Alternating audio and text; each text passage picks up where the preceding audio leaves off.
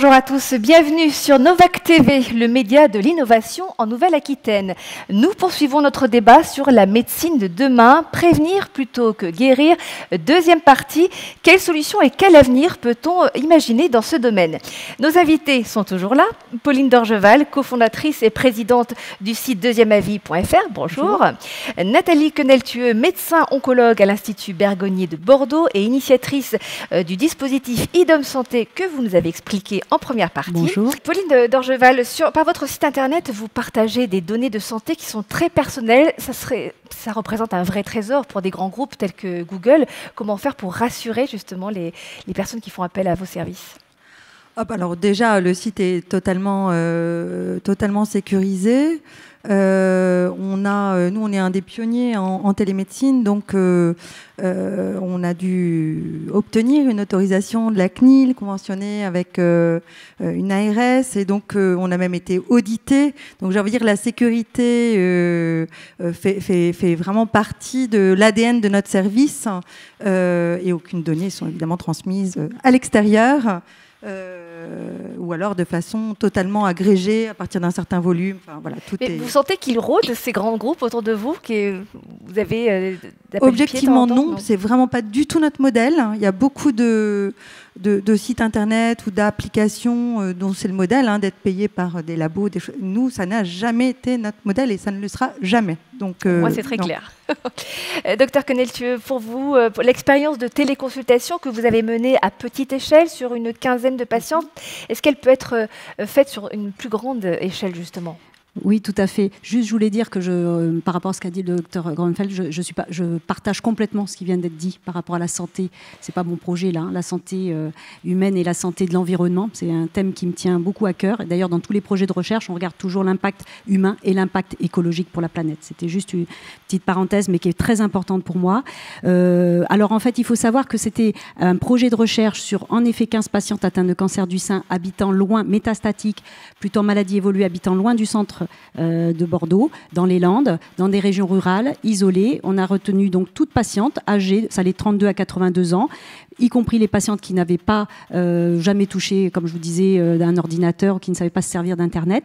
Et c'était pas de la téléconsultation, il y avait de la téléconsultation, mais c'est allé beaucoup au-delà. Elles répondaient toutes les semaines à 10 questions. Si ça allait bien, elles avaient un bouton, elles appuyaient, ça remontait 0. Si ça n'allait pas, il y avait 10 questions, douleur, sommeil, qui nous permettaient de voir ce qu'elles devenaient, l'alerte, et on les aidait en téléconsultation et avec nos collègues de ville sur la plateforme avec qui on discutait. Oui, mais là, elles ont été chouchoutées, ces 15. Oui, est-ce que c'est possible d'imaginer avec des milliers de personnes? Justement, tout à fait. L'idée, si vous voulez, qu'il y a eu deux grandes séries qui ont été publiées uniquement d'ailleurs avec des applis sur smartphone, une américaine sur plus de 500 patients atteints de cancer métastatique et une française, Cocorico, sur le cancer du poumon, uniquement avec l'appli. Là, il y avait 130 patients qui ont été comparés à des gens qui étaient suivis sans appli sur smartphone, et il y avait non seulement une amélioration de la qualité de vie, moins d'allers-retours, moins d'examens cliniques, mais en plus une amélioration de plusieurs mois de survie. 7 mois pour tout cancer, 5 mois pour tout cancer, 7 mois pour le cancer du poumon, mieux que certaines molécules qui valent des milliards. Donc, et ça, c'est des études à Boston, c'était sur 550 patients et uniquement avec une appli. Donc, pour répondre à votre question, on aimerait lancer, et on cherche d'ailleurs des fonds, on s'allie avec le professeur Isambert, qui est le nouveau chef de service du centre de cancérologie du CHU de Poitiers, pour toucher le Nord-Aquitain et le Sud-Aquitain. Un vaste projet sur des centaines de patients atteints de cancer métastatique avec des traitements difficiles qui ont besoin d'être suivis. La moitié seront suivis comme on le propose, avec le suivi classique plus connecté, l'autre moitié classiquement.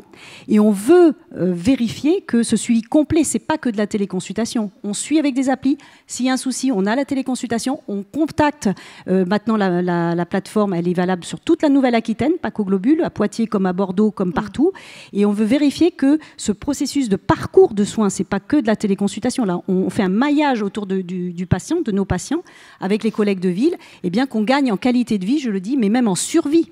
pour ces patients. Ça devient vraiment extrêmement important. Donc la réponse, et ça a déjà été testé uniquement sur une appli, ça a marché. J'espère que nous qui voulons, on est innovants en Nouvelle-Aquitaine, on va aller plus loin que les Américains de Boston et plus loin que voilà. Et j'y crois. L'appel est lancé, en tout cas pour le financement, on l'a bien entendu. Voilà. Alors on peut aller au-delà de cette médecine connectée, on peut aller même vers l'intelligence artificielle. Je vais vous proposer, mesdames, d'écouter à ce sujet le biologiste et prospectiviste Joël de René, qui a une vision très particulière. Écoutez-le. Pour pratiquer la prévention, il y a les ressorts, comme la motivation, mais il y a aussi les moyens qu'on n'avait pas avant. Depuis quelque temps maintenant, on a des moyens techniques, on a des moyens d'interaction des réseaux sociaux, des moteurs de recherche, et surtout ce tableau de bord personnalisé que l'on a dans nos poches, qui s'appelle le smartphone, qui nous permet d'interagir avec des sites et même de mesurer des éléments dont on voit le résultat ici. Et c'est ceci qui a tout changé et qui permet d'aller vers ce que j'appelle le patient augmenté. Ça veut dire que le smartphone devient un écran qui nous renvoie à la demande des tests produits sur notre corps. Par exemple, pour mettre une petite puce, pas dans la peau, mais sur la peau, collée à la peau, qui capte à travers la peau un certain nombre d'informations précieuses envoyées au smartphone. Et le smartphone peut suivre aussi quelque chose qu'on a absorbé, qui va dans le corps et qui est éjecté par des moyens naturels. Le smartphone vous permet de suivre cette espèce d'œil à l'intérieur de nous-mêmes et on a le retour sur l'écran. Donc, je vous cite que 2 exemples. Un médicament ou une caméra dans le corps, mais il y aura des centaines, il y a déjà des milliers d'exemples qui permettent de faire du smartphone un véritable tableau de bord santé. Parce que mieux connaissant les risques, mieux connaissant les thèmes, les microbes, comme on dit, les pathogènes, les virus, les bactéries ou les parasites, connaissant mieux les agents qui causent la maladie, le patient pourra mieux s'augmenter et mieux se protéger. Donc l'information égale prévention. Et je rappelle souvent que la prévention n'est pas la privation. La prévention, c'est de vraiment savoir quoi faire au bon moment sans se gâcher la vie. En étant trop connecté sur sa propre santé, comme beaucoup de gens vont sur les réseaux sociaux, sur les moteurs de recherche et se trouvent tout de suite des maladies, il risque d'y avoir un danger, ce que j'appelle la cybermédecine, c'est-à-dire des prescriptions autogérées qu'on s'administre soi-même avec tous les risques que ça peut représenter, surtout si on achète des médicaments sur Internet, dont certains sont fabriqués ou copiés à différents endroits du monde. Donc il y a un risque, il y a certainement un avantage d'avoir un résultat presque en temps réel pour pouvoir parler à son médecin, mais il y a aussi un risque d'aller trop loin. Alors je pense que l'industrie pharmaceutique va subir une très grande transformation dans les 20 années qui viennent. Aujourd'hui, l'industrie pharmaceutique, c'est une industrie de produits. Quand votre médecin fait une ordonnance, on va acheter en pharmacie des produits fabriqués par l'industrie pharmaceutique. Je pense que de plus en plus, dans les 20-30 prochaines années, l'industrie pharmaceutique va devenir une industrie de service. On sera abonné à un service pharmaceutique pour ne pas tomber malade, pour nous aider à la prévention des maladies. Donc ça va devenir un service par abonnement, plus qu'un service de produits qu'on va acheter en pharmacie. C'est ça la grande évolution qui est en train de se produire, que certains grands de Big Pharma ont déjà compris. L'homme augmenté, ausculté en permanence, fantasme ou réalité, docteur Deltueux? Je pense que, bon, la puce sous la peau, ça je ne sais pas, mais il y a déjà des fonctions très utiles, par exemple pour les diabétiques, je crois, je ne suis pas diabétologue, mais qu'il y a des lentilles qui détectent le taux de sucre, qui ramènent sur le smartphone ou sur d'autres outils, donc ça peut être tout à fait utile. Et je pense, alors dans mon domaine, pour les quelques patientes que vous avez signalées, qu'on suivait en effet à partir du smartphone, les patientes, quand elles arrivent à l'institut, elles ont maintenant un icône qui est mis sur leur smartphone qui les suit tout le temps. Maintenant, les consultations, enfin, quand elles viennent pour être opérées, on les appelle plus. C'est directement à partir de l'icône. Pareil, en post-opératoire, au lieu de les appeler sans arrêt pour demander si ça va, on vérifie ce qu'elles répondent. Et si ça ne va pas, on les appelle, on les fait venir, mais si ça va, on ne les dérange pas. Et le même icône sert pour le suivi pour la chimiothérapie, les téléconsultations, etc. Donc, en effet, je suis d'accord, le smartphone devient, enfin, l'outil, j'allais dire, très, très important. Et dans l'étude qu'on a menée là, sur les 15 patientes, on a vraiment vu l'absence de passage aux urgences, aucun passage en 2 ans, une qualité de vie stable, voire améliorée alors que la maladie évoluait, une satisfaction. Alors il y avait des limites, on pourra y revenir, tout n'est pas parfait sur la téléconsultation, sur la technologie, il y a eu des critiques et voilà, bien sûr, et c'est normal, mais vraiment on a pu vraiment amener quelque chose. Alors là, c'est pas la prévention, mais on a quand même fait des accompagnements de fin de vie comme ça, des gens qui auraient été réhospitalisés et qui seraient peut-être même passés aux urgences parce qu'il n'y avait pas de place. J'ai des exemples concrets qu'on a pu accompagner avec les équipes d'hospitalisation à domicile Et nous étant présents, le médecin traitant, l'équipe, et accompagner les gens. Donc, moi, oui, j'y crois. Mais par contre, je me permets de dire juste, chaque innovation doit être évaluée. Oui. C'est pour ça qu'on évalue IDOM. On a fait des critères. Tous les 3 mois, il y avait des questionnaires de qualité de vie. Les 630 téléconsultations, on est en train de les évaluer. Qu'est-ce qui a marché? Qu'est-ce qui n'a pas marché? Qu'est-ce qu'on doit améliorer? Qu'est-ce qu'on doit garder post-Covid? Parce qu'on espère un jour se débarrasser de ce virus. Donc voilà, il faut toute innovation. Il faut voir le besoin des soignants, le besoin des patients et évaluer les choses. C'est du temps, c'est de l'argent. Il faut vraiment, et c'est pour ça que la recherche, ça coûte, mais ça permet de voir si c'est vraiment utile. J'insiste. Pauline d'Orgeval, les big data et le fait d'être abonné peut-être à des groupes pharmaceutiques, comme évoquait Joël Deroné, c'est ça l'avenir selon vous? Je ne sais pas si c'est ça l'avenir, mais en tout cas l'intelligence artificielle et puis les services, notamment en prévention, oui, c'est clairement l'avenir. Dans le cadre, par exemple, de deuxième avis, on peut très bien imaginer qu'il y a un double avis avec l'intelligence artificielle. C'est un peu ce que fait Watson déjà d'IBM, et que finalement, le médecin expert va expliquer l'avis, va accompagner donc humainement cet avis. Moi, ce que je voulais dire par rapport à cette intervention de Joël Deroné, c'est 2 choses. Attention au consentement du patient. C'est-à-dire qu'évidemment, tout ça, c'est l'avenir, mais voilà, il faut que le patient, il ait envie de ça. Et laissons-le quand même choisir, être libre d'utiliser ces services, d'être suivi, etc., ou pas. Et puis, autre chose aussi, c'est attention à ne pas reproduire des inégalités sociales. Alors, c'est vraiment notre ADN, c'est de les réduire en santé, mais on sait très bien que la prévention et les messages de prévention touchent moins les personnes avec précarité, avec handicap que les autres. C'est une médecine de plus en plus complexe et donc attention à faire très attention à l'accessibilité de l'information. L'information elle-même doit être facile à lire et en comprendre, parce que sinon, il y a un faible niveau de littératie en santé et on perd 30% des patients, et pas que des patients avec handicap, des patients en France.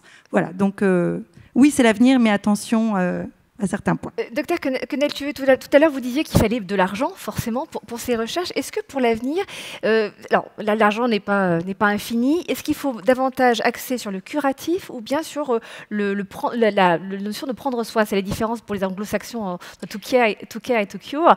Est-ce qu'on prend davantage soin en faisant de la prévention ou bien on accentue la recherche, sachant qu'on ne peut pas avoir de l'argent partout? Là, c'est pas du tout en opposition.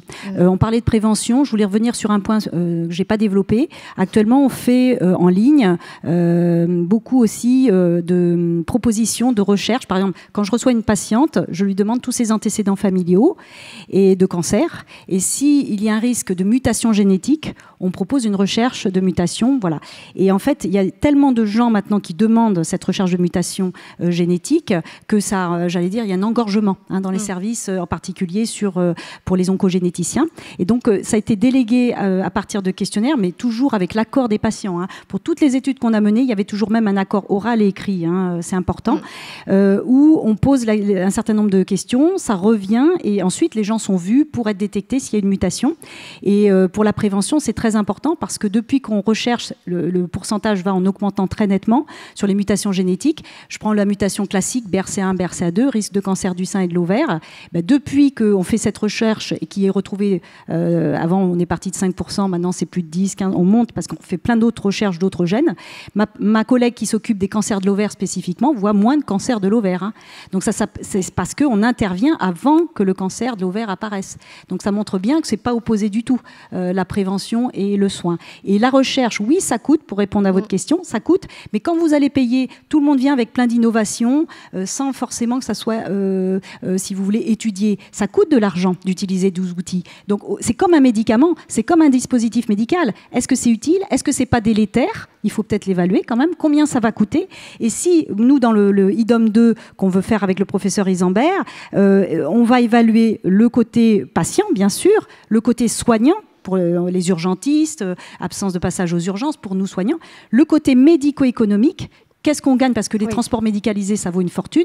Eh bien, moi, je préfère que tous ces transports évités, on le remette dans le soin, dans des traitements utiles, dans d'autres choses très utiles. Alors oui, ça va coûter un peu, mais une fois qu'on va être sûr d'adapter et trouver des outils utiles, parce qu'il y a plein d'outils, mais lesquels sont vraiment utiles, on part toujours du besoin. Ben, en fait, à la fin, j'espère que c'est pas qu'on va gagner de l'argent, on va mieux utiliser l'argent. Plutôt que de tout utiliser en routine, tout. Alors, moi, je vois plein d'innovations, ça a l'air super, mais lesquelles on choisit? Et si on les choisit, est-ce que c'est vraiment utile?